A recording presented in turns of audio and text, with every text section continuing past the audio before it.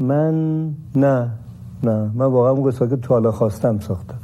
هیچ کدومش برای این نبوده که چون از سانسور خواستم در برم دنبال یه قصه آبکی ساده گشتم. نه، مجموع من سراغ موضوعی که زن و شوهر درش باشن و مجبورشن داخل یک آپارتمان یا اتاقشون باشن نمیرم.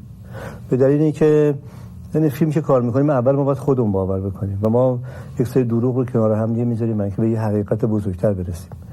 مثلا برای طرح حقیقت خانواده لازم نیست ما حتما یه خانواده رو بگیریم. ما ممکنه مرد از یه جای دیگه بیاریم، زن رو از یه جای دیگه، یه بچه دیگه قرض کنیم یا آپارتمان قرضی رو بگیریم.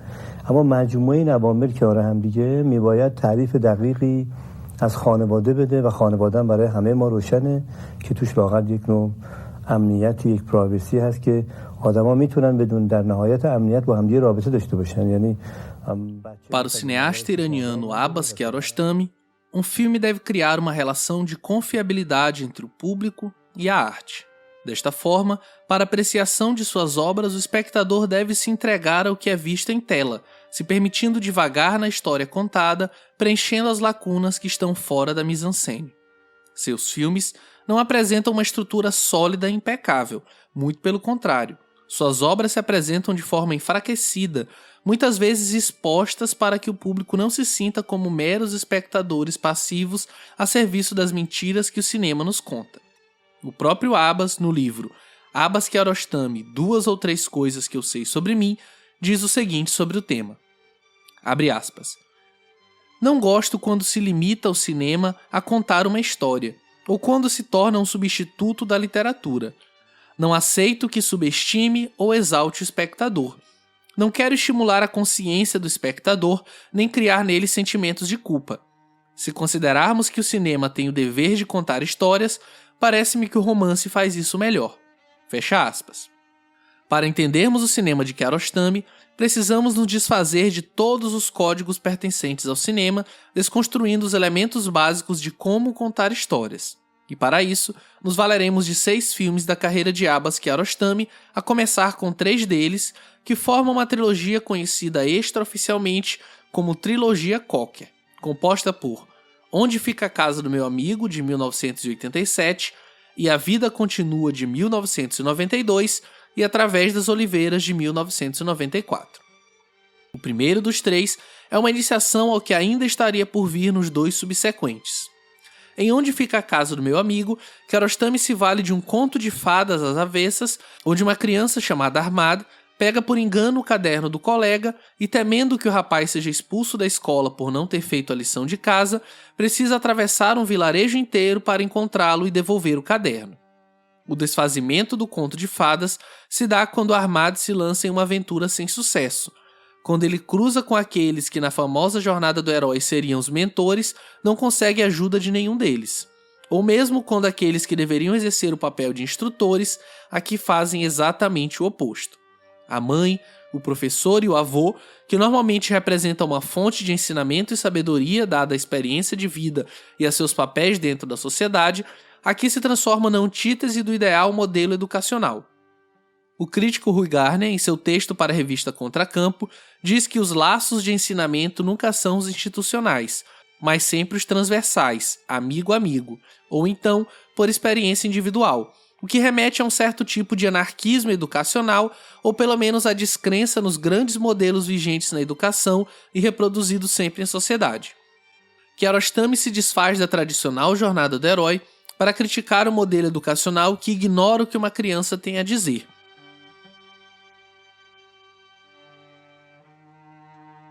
O pequeno Ahmad tem seus valores e acredita neles. Ele tenta fazer o que é certo, mesmo tendo de encarar portas gigantes, vielas ameaçadoras, caminhos tortuosos e adultos que o ignoram por completo, tendo ele que lidar sozinho com essas adversidades. O segundo filme desta trilogia é E a Vida Continua, filme que acompanha o diretor de cinema e seu filho, que após um forte terremoto vão ao castigado vilarejo de Cocker tentar encontrar os atores que atuaram em Onde Está a Casa do Meu Amigo. Aqui, Abbas já começa a esboçar sua desconstrução do cinema ao inserir aquele devastador terremoto ocorrido em 1990 dentro da narrativa. Não existe distinção entre o que é atuação e o que é espontâneo naquele cenário desolador de muitas dores e perdas. mas acima de tudo, de muita resiliência de um povo que busca se reerguer dos destroços. A busca de Kiarostami não é apenas pelos atores de seu filme, e sim pelo que eles representam em suas histórias, a inocência e a esperança das crianças personificadas em Babek Ahmed Por, que interpretou Ahmed no filme anterior.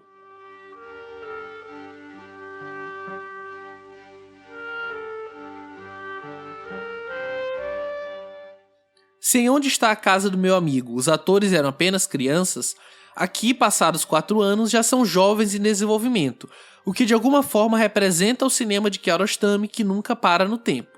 Seus filmes são contundentes respostas aos acontecimentos que o cercam, a vida, as pessoas, seu país. Estas são as fontes de inspiração para as histórias que Kiarostami quer contar. Mas vocês lembram que no começo deste vídeo vimos Kiarostami dizer que não faz nenhum filme simplesmente porque quer lograr os códigos por transformar uma história banal em uma obra? Pois é, o filme seguinte é o exemplo mais concreto deste conceito, Através das Oliveiras, de 1994. O filme é um documentário sobre os bastidores de E a Vida Continua, que por sua vez já é um bastidor de Onde Fica a Casa do Meu Amigo. Porém, falar que o filme é apenas um exercício de metalinguagem ou rotulá-lo como um falso documentário seria simplificar demais um cinema cheio de complexidades.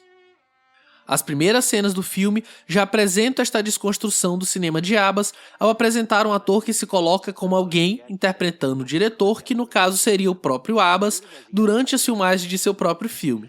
ما الان در محلی هستیم به اسم کوکر، تقریباً 350 کیلومتری تهران که سال گذشته زلزله نسبتاً شدید اینجا رو به کلی ویران کرد. بچه‌ها گرسنه‌ان، راهشون هم دوره. اگر ممکنه یکم سریع‌تر. ما الان جلوی یه مدرسه تازه ساز هستیم برای اینکه یه بازیگر دختر انتخاب. Neste trecho, Kiarostami nos apresenta um filme ficcional com elementos metalinguísticos. Porém, a cena é interrompida por uma mulher que seria a produtora do filme. Nesse momento, o filme transita entre a metalinguagem e o mockumentary ou falso documentário. Segundo Daniel Marcolino no artigo Diluição do Autor na trilogia Cocker, a impressão que temos é que o filme começa com um improviso e assim a passagem é estabelecida, produzindo um efeito de realidade mais intenso do que o do documentário convencional, que em geral conta um acontecimento tal qual aconteceu. Dessa forma, o cinema de Kiarostami promove essa aproximação da ficção com a realidade, desconstruindo e expondo seus dispositivos. Mas Kiarostami vai além. Ele subverte tudo o que acabamos de dizer ao apresentar uma história de amor dentro desta amálgama de elementos. Essa história é vivida por 2 atores que estão atuando em A Vida Continua como recém-casados. Porém agora, vemos que durante as pausas das gravações, Hossein tenta conquistar Tahereh lançando-lhe todo tipo de galanteio e até chantagem emocional. Ou seja, de uma ficção sobre um diretor e seu filme, passamos para um falso documentário sobre os bastidores do mesmo filme e entramos em um romance construído entre as lacunas não filmadas pelo cineasta. Metaforicamente, Kiarostami não apenas se desfaz da quarta parede, mas também expõe para o público todas as engrenagens do cinema, convidando-nos a adentrar o filme e fazer parte dele. A cena final é o ponto mais alto, onde Abbas apresenta a essência do seu cinema. O filme termina com Hossein correndo atrás de Tahereh, enquanto a câmera se mantém distante o tempo todo. Quando ele finalmente alcança sua amada, não ouvimos o que é dito. Neste momento, ele retorna enquanto Tahereh segue seu caminho. O que teria acontecido ali? Teria Tahereh aceitado o pedido de casamento de Hossein? Será que recusou veementemente e verbalmente o que não havia feito até então, fazendo com que Hossein enfim aceitasse sua resposta? A resposta certa simplesmente não existe, pois Kiarostami abre o filme para que completemos essa informação com o que nos for mais coerente. A trilha pode até indicar que houve um sim. O desdém da jovem pode indicar um não. Enfim, essa é a essência do cinema de Kiarostami, que acaba se repetindo em outros filmes, como por exemplo em Gosto de Cereja, onde o final metalinguístico expõe o desejo de Kiarostami de que a história do filme se perpetue dentro de cada um de nós.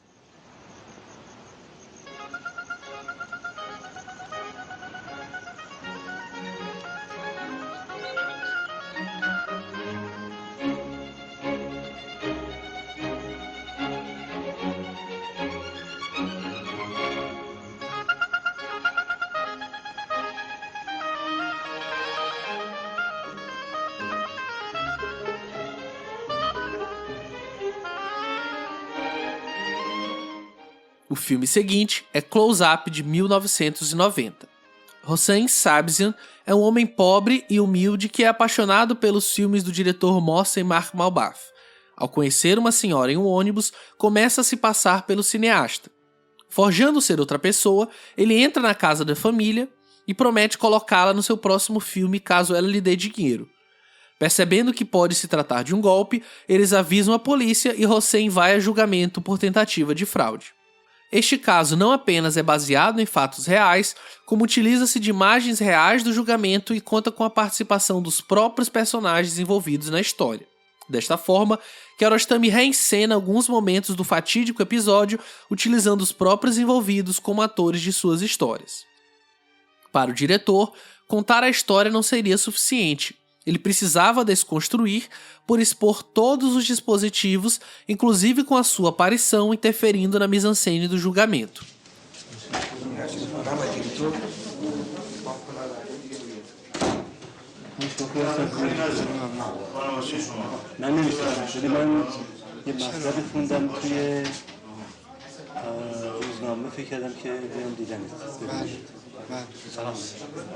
سلام توی مجله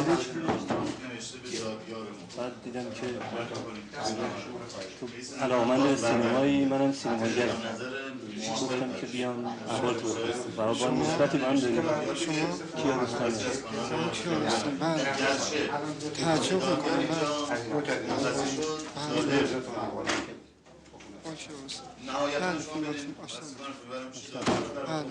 خب من میتونم بعد کاری بکنم.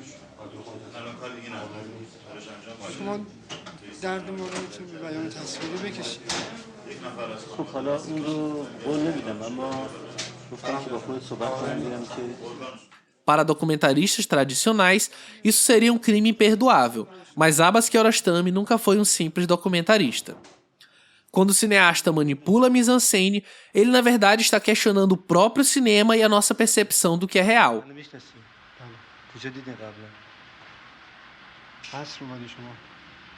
ما قراره که فیلم برداری کنیم از این. خواستیم ببینیم که راضی هستی فیلم بگیریم از این دادگاه یا نه؟ بله. راضی هستی؟ بله چون مخاطبم. بله؟ چون مخاطبم.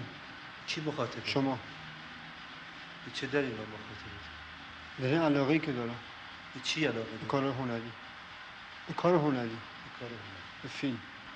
خب ما دو تا دوربین داریم اینجا. این دوربین هست لنز کلوزآپ. میدونی که کلوزآپ چیه؟ بله. یک دوربین هم هست، اون دوربینی که سمت نه نمیدونم نامش دقیقاً نه دوربین لنز بسته است. بله. اون یکی دوربین هست با لنز باز. بله. اون دوربین مربوط به دادگاهه. این دوربین مربوط به ماست. بله. به کار دادگاه دخالت نداره. Pergunte-se, uma imagem filmada de uma ação pode ser considerada como uma realidade, sendo que para capturá-la foi preciso escolher um ângulo, manipular a entrada de luz no obturador, escolher o que e por quanto tempo filmar. Esta discussão é estendida e mais explorada em Cópia Fiel, onde Kiarostami questiona o valor do original. No filme, James Miller é um filósofo inglês que viaja para uma pequena cidade na Itália para apresentar seu livro sobre o valor da cópia na arte. Chegando lá, conhece a dona de uma galeria de arte interpretada por Juliette Binoche, que vive com seu filho. Ambos passam a fingir que são casados por muito tempo e entram em um embate sobre o amor, paixão e abandono. Novamente, Kiarostami nos convida a desconstruir a história, jogando falsas pistas que podem nos levar a acreditar que eles realmente são casados. Este jogo de dúvidas sobre se aquilo é real ou não, ou se é original ou cópia, transforma a Cópia Fiel em um exercício imagético sobre o que realmente devemos entender como original. Para finalizarmos este ensaio, peço a compreensão de todos para se disporem de 40 segundos a observar um trecho do filme 24 Frames, o último filme da carreira de Abbas Kiarostami.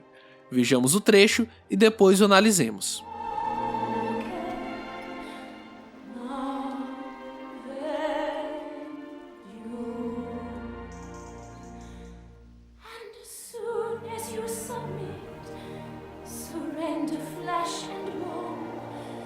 Love takes on a life much bigger than your own.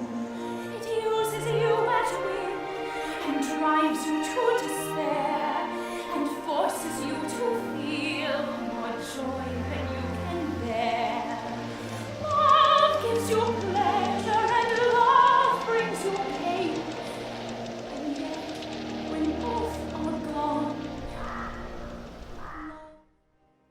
Essa cena encerra o filme, que foi todo produzido a partir de fotos capturadas por Abbas Kiarostami durante seus últimos 5 anos de vida.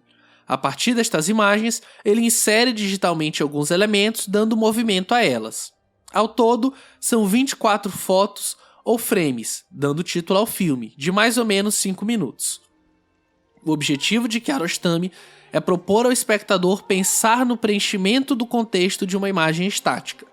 Este processo é basicamente o que compõe o trabalho do próprio Kiarostami em seus filmes. Para ele, uma imagem não tem valor nenhum se não pensarmos em seu contexto. Através das Oliveiras, não existiria sem o contexto de E a Vida Continua, que por sua vez não existiria sem Onde Fica a Casa do Meu Amigo. Não à toa, 24 frames se encerra com esta imagem de uma montadora exausta sobre a mesa e diante de um software de edição, possivelmente renderizando um filme que parece não acabar, assim como suas obras nunca acabam por perdurarem em nossas mentes por muito tempo. Antes de finalizar esse ensaio, gostaria de dar alguns recadinhos básicos.